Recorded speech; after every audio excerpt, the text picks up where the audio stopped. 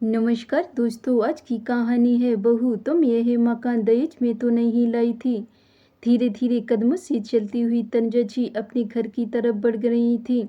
उन्हें इस तरह लंगड़ाती हुई देखकर पड़ोस में रहने वाली सुलेखा जी ने कहा, अरे भाभी जी, क्या हुआ? लगता है आपके घुटनों में दर्द ज़्यादा है। हाँ, बुढ़ापे का शरीर है, दर्द तो यूं ही चलता रहता है। दवाइयाँ लानी थी इसलिए निकल कर गई थी, वरना घर पर आराम ही कर रही थी। तो आप अकेले क्यों गई थी दवाई लेने? अमित को ले जाती। सुलेखा जी की बात सुनकर तनुजा जी चुप हो गई। आखिर कहती भी तो क्या कि बेटा उनके साथ नहीं जाता, पर सुलेखा जी को तो उनके घर की सारी रामायण पता थी, इसलिए उन्होंने आगे कुछ नहीं कहा और चुप हो गई। आखिर बोल बोल कर क्या किसी के दर्द को देरना। तनुजा जी वैसे ही लंगड़ाती हुई अपने घर की तरफ बढ़ गई।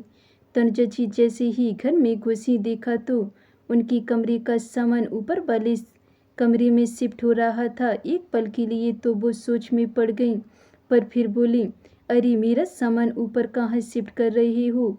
मेरा कमरा तो नीचे है ना। है नहीं था मम्मी जी, हमें उस कमरे की बहुत ज़रूरत थी, इस कारण से आपका कमरा ऊपर शिफ्ट कर रहे हैं। पर मेरे घुटनों में दर्द रहता है, यूँ सीढ़ियाँ ऊपर नीचे चढ़ना नहीं कर सकती। बार बार यूँ बाहर घूमकर आने में आपके घुटने में दर्द नहीं होता, ऊपर नीचे होने में ही दर्द होता है। सब बहाने हैं, रहने दीजिए, आपको ऊपर वाले कमरे में ही जाना पड़ेगा। पर बहू, मैं घूमने नहीं गई थी, मेरी दवाइयाँ खत्म हो गई थी, मैं तो अपने घुटनों के लिए दवाई लेने गई थी। देखिए मम्मी जी, मेरी बहन आ रही है, पूरे 2 साल का कोर्स है, तो वो 2 साल तक वो यहीं रहेगी और उसी कमरे की ज़रूरत पड़ेगी, इसलिए आपका कमरा खाली कर रही हैं। अरे तो उसी ऊपर वाला कमरा दे दो, वो तो जवान है, आराम से ऊपर रह सकती है, मना थोड़ी ना कर रही हूँ। मेरी बहन उस छोटे से कमरे में रहेगी, मायके में मेरी भी कोई इज्जत है, और आप मुझे मना करने वाली कौन होती हैं? घर हमारा है, घर का खर्चा हम उठा रहे हैं, हमारा डिसीजन हम किसी कहाँ रखते हैं। ऊपर वाले कमरे से इतनी ही दिक्कत है तो आप बाहर वाले कमरे में रह जाइए, हमें कोई ऐतराज़ नहीं है। बहू, एकता ने बड़ी बेरुखी के साथ कहा। सुनकर तनुजा जी की आंखों में आंसू आ गए। बेटा अमित सामने ही खड़ा था, लेकिन वो तो बुत बना खड़ा तमाशा देख रहा था।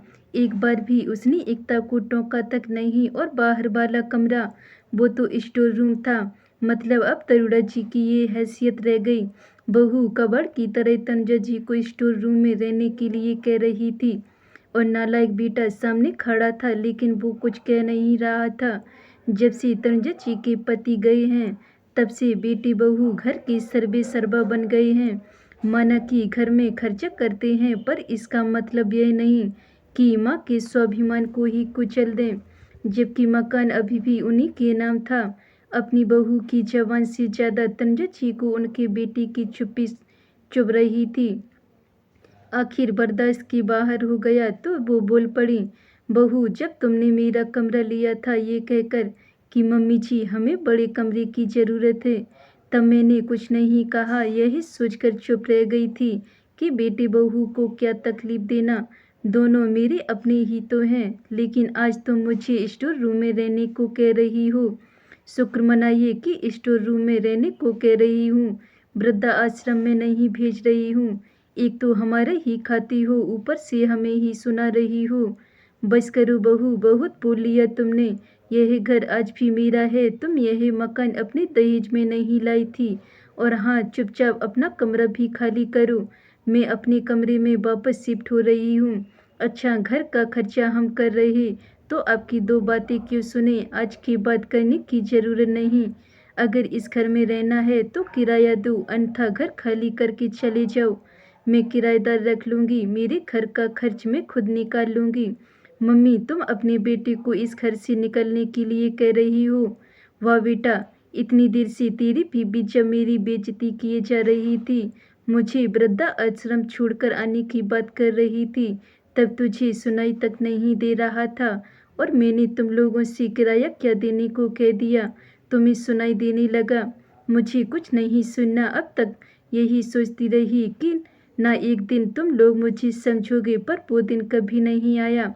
शायद मुझे अकेले रहने से डर लगता था, पर अब नहीं। अब यूं बेइज्जत होकर साथ रहने से अच्छा है स्वाभिमान के साथ अकेले ही रहूं। अब जो भी निर्णय लेना है फटाफट लो और कमरा खाली करो। बस ये सब सुनकर बेटा बहू की हालत खराब हो गई। इतनी जल्दी कहाँ जाएंगे? दोनों फटाफट माँ के पैरों में पड़ गए। हमें माफ़ कर दो मम्मी, प्लीज़ हमारे साथ ऐसा मत करो। पर तनुजा जी ने मन पक्का कर लिया था, वे झुकने को तैयार नहीं हुई।